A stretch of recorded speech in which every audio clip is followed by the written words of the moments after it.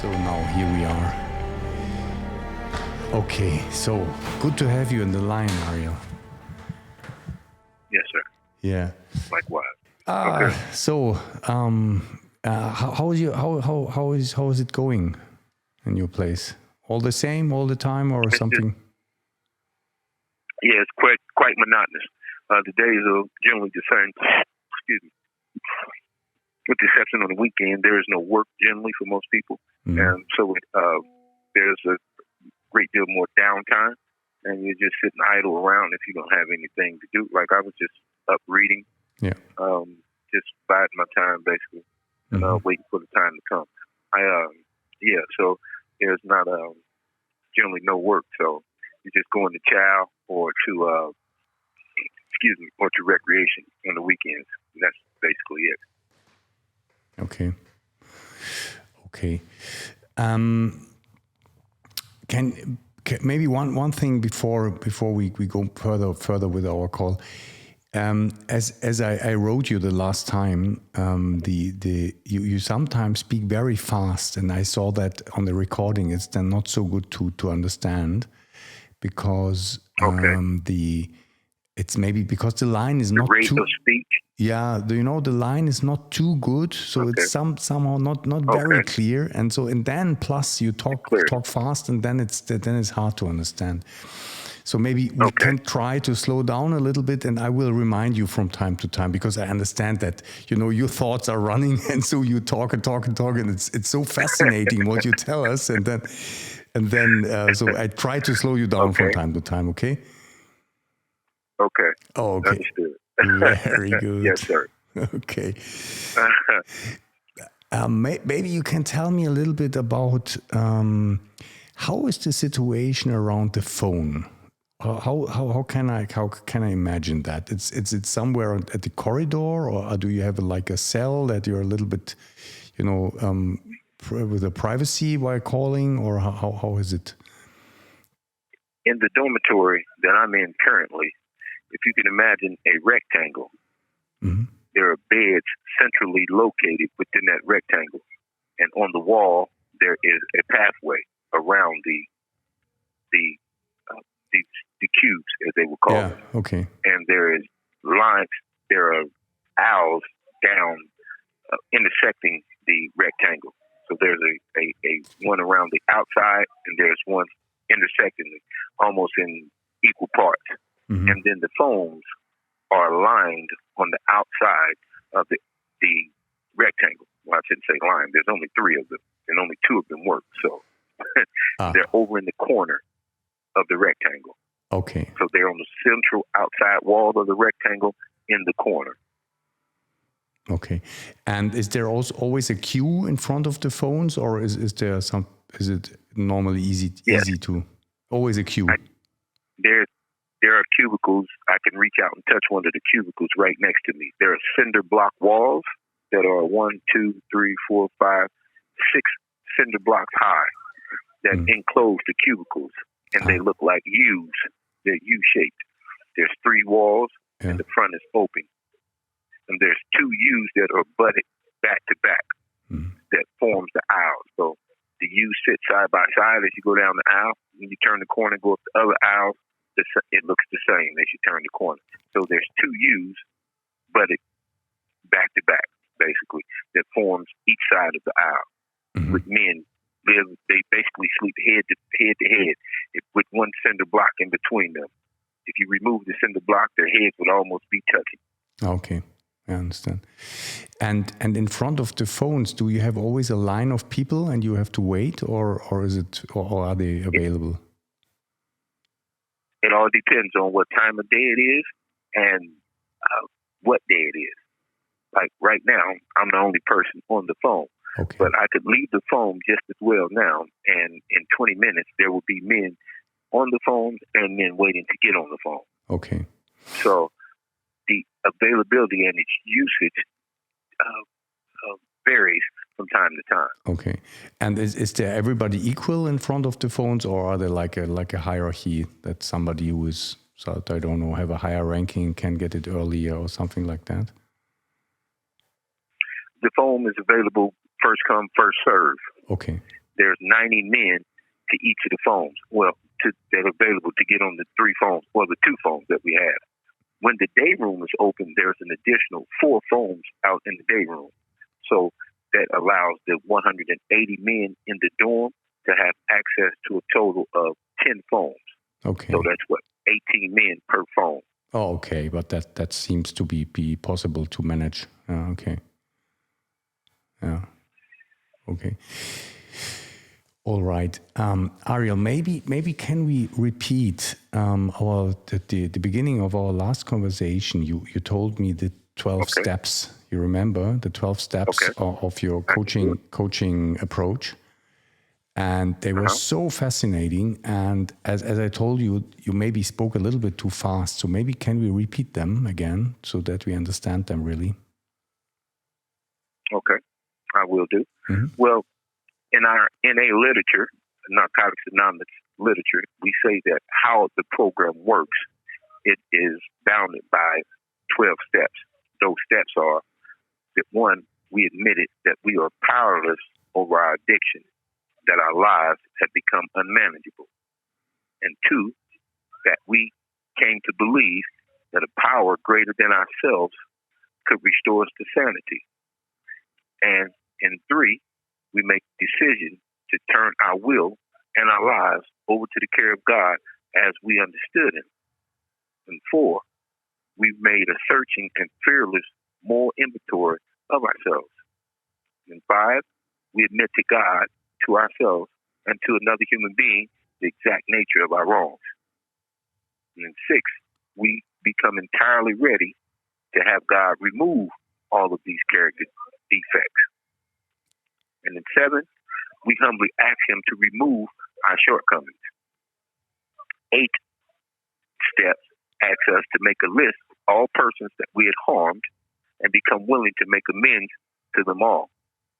And in the 9th step, we make direct amends to all such people wherever possible, except when to do so will injure them or others.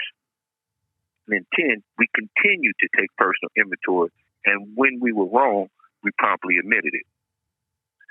In 11, we sought through prayer and meditation to improve our conscious contact with God as we understood Him, praying only for knowledge of His will for us and the power to carry that out. And in 12, the final step, we admit that having had a spiritual awakening as a result of these steps, we tried to carry this message to addicts and to practice these principles in all our affairs. Mm. Those are the 12 steps that bound NA. We also say that this may sound like a big order. We can't do it all at once. But we become addicted in one day. So remember, easy does it. Take it easy. Mm-hmm. Okay. Take it easy and just go on. If Say it again. So take it easy means if you have a step back or you have a failure, you just take it easy and then go on again. If you have a failure, yeah, or if you have a relapse, if you go back on the behavior that you're trying to amend to change, oh yes, you just pick yourself back up and you continue to work the steps. Yeah. I always say that it works if you work it, and that there are times when you potentially will have a relapse, but the only requirement for membership in the club is the desire to stop, and that we shouldn't wallow in our shame and our guilt for having been a failure or to made a decision that we consider to be a failure. We're not failures. We just didn't succeed that time. The failure is not getting up off the floor. You pick yourself up and continue on. You know, we say just for today is the motto. Just for today. Some people have to be just for this minute or just for this moment for them to be able to go on. And you build on those minutes, those moments, those days to become successes, to build into a continuity of continued sobriety. Mm. Okay.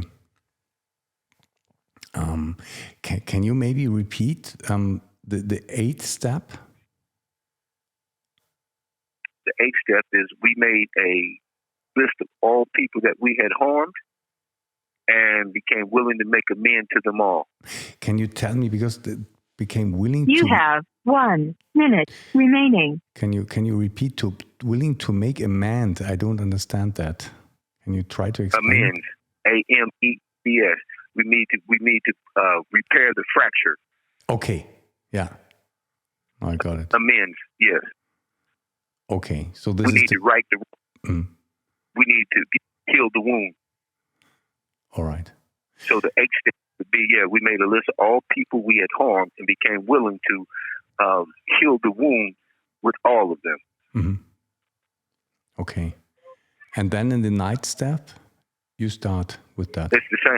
Basically, we made direct amends. We made a direct appeal to heal that wound to all of the people whenever it was possible, except whenever to do so would injure them or others. Mm-hmm. And how can you do this? How can you start healing the wound for others? So in the eighth step. Thank you for using GTL.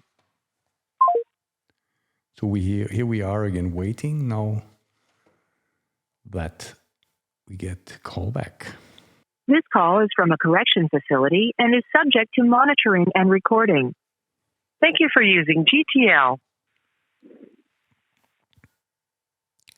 Hello. Content. Yes, sir. Great. Great to have you back. Yes, sir.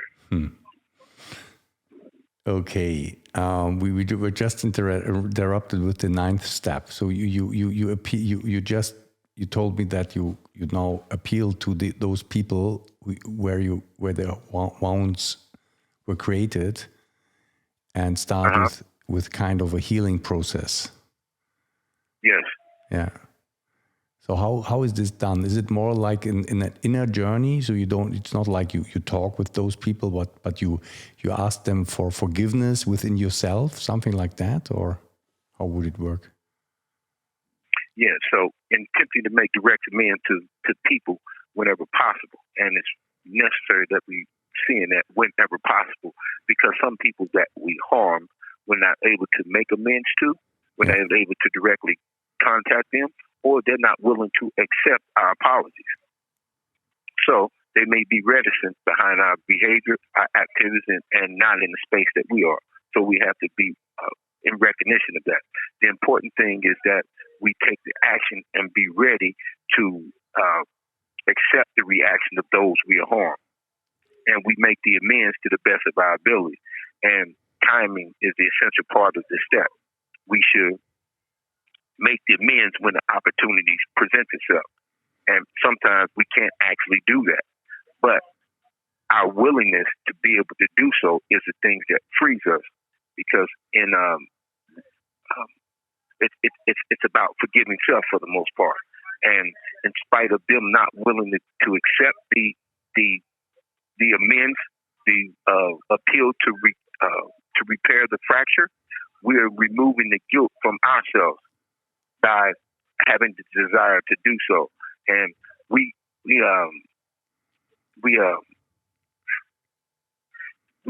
learn how we need other people, because if we wound them, then we know that we can't appeal to them for help. And to see someone as someone that I need in life, then I'm less likely to cause a harm to them. So to the extent that I can make the repair to them directly, I do so. I reach out to them. I accept responsibility for the things that I've done wrong.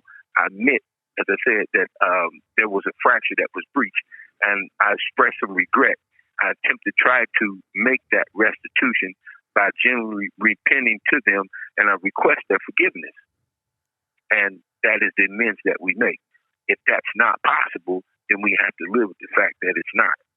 Yeah. But yet the desire to do so would be the amends in and of itself. Mm-hmm. And you personally, Ariel, do you believe that this would even reach a person who is not available at all, and it will not ever will be available for you, and just you're asking for forgiveness will heal something, maybe? Yes, I think the forgiveness heals me. Yeah. If you're genuinely asking for forgiveness, the forgiveness is not only for them, but it's also for yourself. Because when you have harmed someone, we are all connected. And when you harm someone, you actually harm yourself, whether you see it as though or not, because they are me and I am them. So to harm them is to harm myself. So the forgiveness is not just for them, it's for myself. Because the trauma wasn't experienced by them, it was also experienced by me. Even though it may more so be geared towards them, they may have taken it harder, or the experience from what happened may have affected them greater. But nevertheless, it takes two to tangle, so to speak. And there's two people involved. So the forgiveness goes both ways. And if you can't reach the person who amends is meant for, then the desire, the willingness to make the forgiveness, the awareness of such has a resonating effect that rebounds or redounds back to the person who seeks to make the amends. Yeah, and I would say that to really change, to really become a better person, you need also to forgive yourself, right? Yes, sir. Yeah. I don't think there's any other way.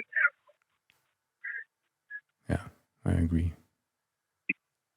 Yeah, because, without that self-forgiveness, then you see yourself as the person that committed the harm or the fracture, rather than that being an incident that the person created, that person being you. We are not the things that we do. They're just things that we do. You understand what I'm saying? Mm-hmm.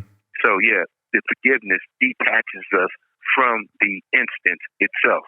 It creates a line of demarcation that says that instance is not me, and I'm able to separate myself from it. Although it exists and it is what it is within its totality, that is not me. I may have committed it, but that doesn't define who I am. Mm-hmm. Okay. That's a very deep thought, or a deep point here. Yeah. Because there is a bigger me, right? It's greater than, or bigger than just this one single personality that acts. Yes, sir. Yeah. Absolutely. Yeah. I believe. Yes. You said there's a bigger me. Yeah. You said there's a bigger me, bigger me. Yeah, I said that. Yeah. Oh, yes, sir. I absolutely believe that. Yes. Yeah. And that's the thing why I say I speak about you being me and I being you. Yeah. We are not singular in this world. We are all connected by bonds that we don't see. Those bonds are rather cosmic.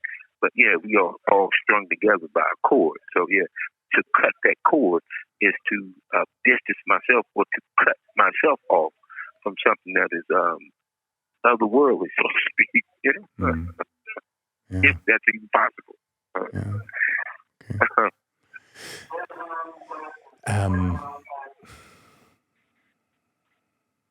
I try now not to get too deep into concepts, but I always work. Understood. Yeah, but I try to explain something, because I always work with a distinction between the I and the self.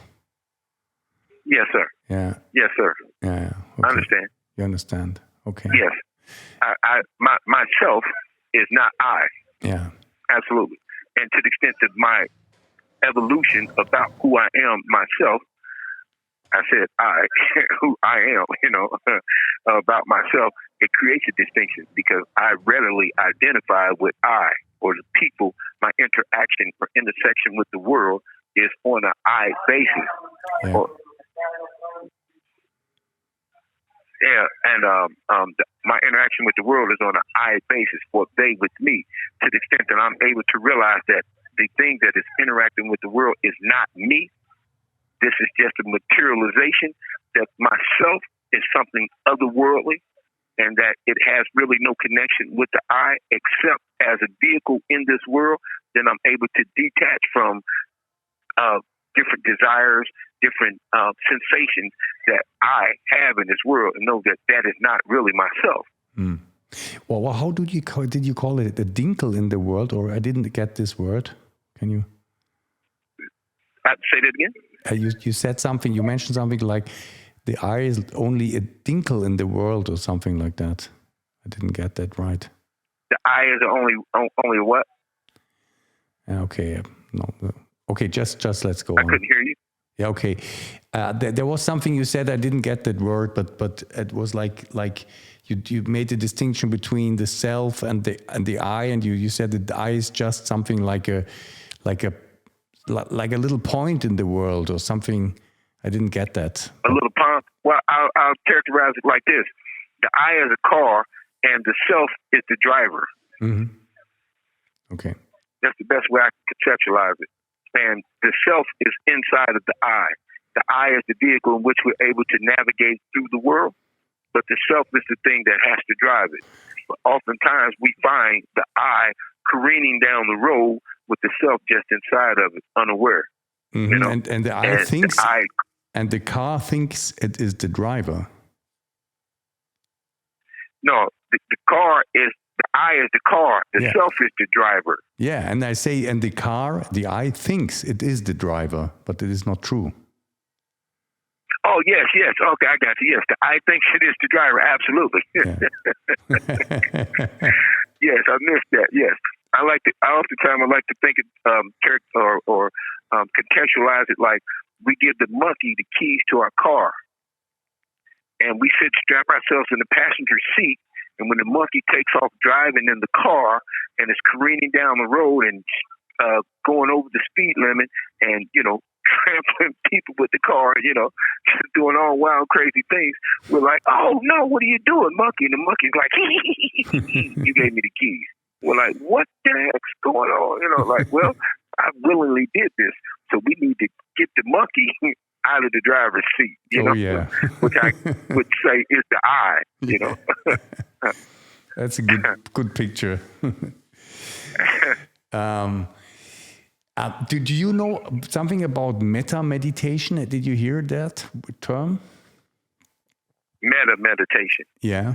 I don't know what you. Mm-hmm. I got an idea what I would think it is, but let's hear what you say it is. I meditate every morning. Every 30 minutes, every morning I get up, I meditate for 30 minutes. Me too. I concentrate on my breathing. Yeah. Okay, you concentrate. I do meditation since 35 years, and I had already different phases and different things I did. At the moment, I do a lot of metta meditation, and metta is a meditation form. The story is, I don't know whether it's true, but the story is that they asked Buddha, when he was already enlightened, they asked him, do you still meditate? Because they were curious, does an enlightened person still meditate? Yeah. And he said, yes, he does meditation, but it's a little bit different than it was before. He does now metta meditation. So, and what is metta meditation? Metta meditation is just a meditation where you wish other beings well. Yeah, that's all. You're not anymore focused on yourself or anything. It's just you wish other beings well-being. May you be well. May you be free from pain and suffering. And I think it's a very, very strong form of meditation because it opens you for the world and for the other people and for the empathy. For other beings. Yeah, I think that's the key word there, empathy. Yeah. Seeing yourself as others or taking on their pain. Yeah. Wanting them to do well. Yeah. Over and above yourself. Yeah. Selflessness embodied in metta meditation, I'm hearing. Yeah. And I made a very strong experience with metta meditation. I had a phase maybe some years ago, maybe 5 or 6 years ago, I had some people who were, let's say, very unkind to me, and I was very angry on them. And then I thought, okay, what can I do? Because it was like a catch-22. I couldn't escape the situation. It was with business people, and it was very tough game they played. Hardball play game, and toxic. And I thought, what can I do? Where do I have still control over the situation? And then suddenly I had a revelation, and I understood there's one thing I always can do, and this is to forgive. That's in my control. I can forgive. I always can forgive. Yeah. And then I thought, but how is it, not just in my brain, not just, like a thought, it has to be really felt. I have to feel the forgiving, otherwise it's not the true forgiving. And so what I did is I imagined this. You have 1 minute remaining. Okay, can you call back again then? Yeah, we can. Another call. Yes, okay. I can. So then I end this story. So I imagined this person in front of his own death, the moment when he's gonna die. And I imagined this person, maybe in 20 years, whenever, and I imagined this person and I said, I wish you well. I really wish you all best when you go through this big gate, And this worked. And Thank you for using GTL. Hello. Hello. So I'm glad that you're back. Okay, so this was my story. I hope you got the end of the story. So at the end, maybe just to repeat, was that everything. You seen him at the moment of, and you said that you wished him well at the moment of his death. Yeah, and this really works because that's really true. Whom wouldn't you wish well in the moment of his death? Everything else is then unimportant. All the other stuff is not important anymore. So this was like a kind of a trick for me. And you know what? What was so interesting, after I did this, and it was really, really felt in my heart, all the problems resolved within weeks. Everything was resolved. It was like a miracle. It was with really, you and with him, the relationship. Everything was resolved. Yeah. Everything was agreed. Everything fine. Although I didn't went in front of him and tell him, I wish you well. Nothing like that. It was just in my meditation. Yeah, and I think your step number nine has something of that somehow. This is why I came to that. Make it amends. Yeah. Well, I believe that just as prayers, people say prayers, intent that they will reach the destination upon which they send them. The entreaty is going to the power that they are appealing to. I say the same way with our thoughts on a Wi-Fi level, that our thoughts are things. They are matter, and they have an ability to travel, and that energy has an ability to affect other matter. Yeah. I believe that. So sending out that thought, I feel like it worked a reshaping of that person's thoughts on like in the thought form realm, because you released it, and quote unquote, you released it by wishing them well, versus from going from being toxic and angry.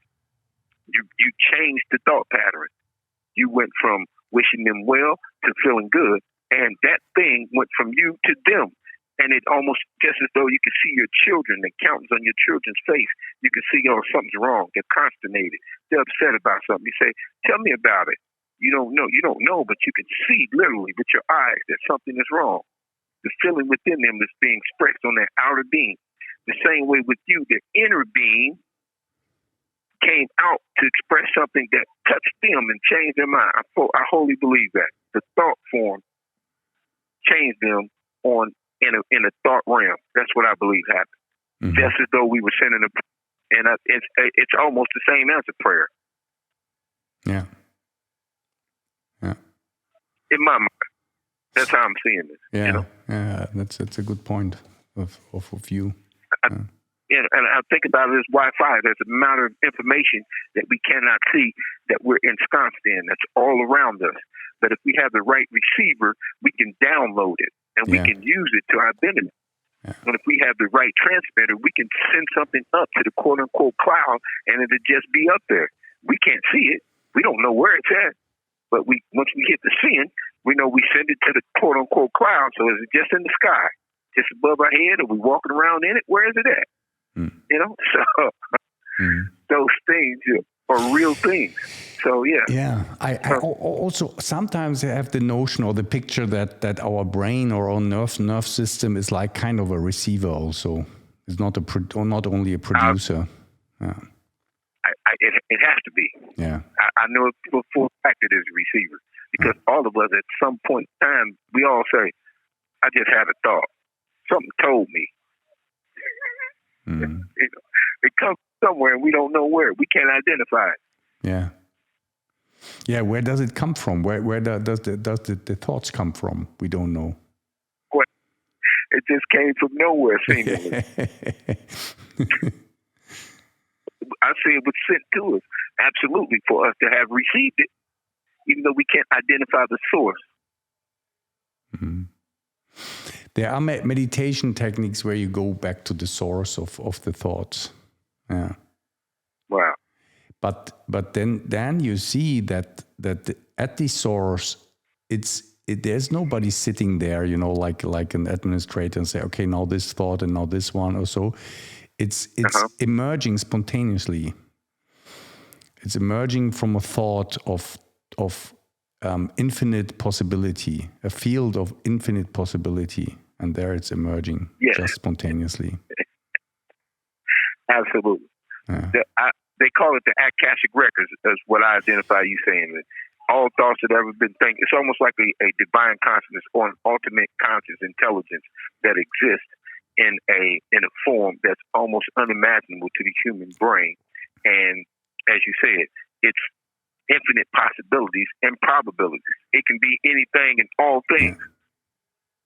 We can only imagine it, but our imagination falls way short of being able to identify or contextualize it because of our learning and quote unquote education in this world. Our brain is one of the most marvelous, miraculous inventions ever.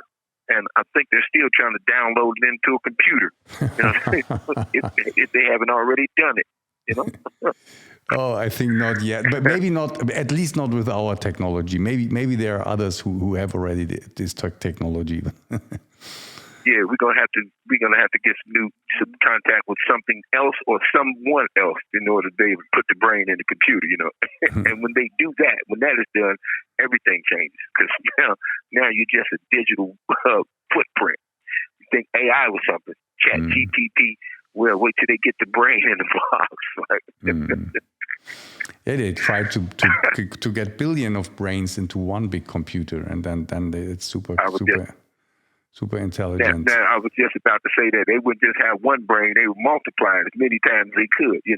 So you think like, wow, it's having infinite amounts of calculations in a second. What the? Yeah, that would be incredible. Okay. So maybe because let's go on. Let's give me more about the 10th step then. So the 8th was you. Let's go on with the 10th step. The list.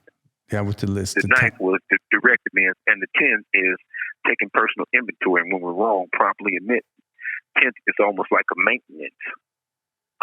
We've gone through these steps and we've done this work and we've been able to change and we arrived at a new way of thinking or even a way of behaving. And to go back on this newfound way of thinking is to only revert to our prior thinking. So the maintenance is to recognize when we're wrong. One, the acceptance I'm wrong and I need to change this or I need to stop it right now so it doesn't grow or fester into something that's aberrant, and I need to promptly admit that I'm wrong, and I need to right the ship as soon as possible, rather than just allowing just to sit and manifest in something that's not going to be productive or that's going to allow me to digress. So it's cause me to digress. So is it? Can I imagine this like a kind of a guardian? So like an awareness, a new awareness that is like a guardian. That's the perfect word. Yeah. Okay. That's the perfect role, like a sentinel. Somebody standing there watching all the time, and I call sentinel. I like to break the word down. Sent-in-L. You send in God, and how soon would God get off post? If you send in God, a sentinel, it'll be there all the time. So you got somebody there constantly, fervently on watch. To not go back, to digress, to take on those old patterns of thinking again. That is the part where I promptly admit that I was wrong. We continue to take the inventory. No, I need to watch. Almost as though like you were a supply and demand place, and you were taking inventory. You need to know what's in stock and what's out, so you can know what to order. What you sold the most of, what's selling the most.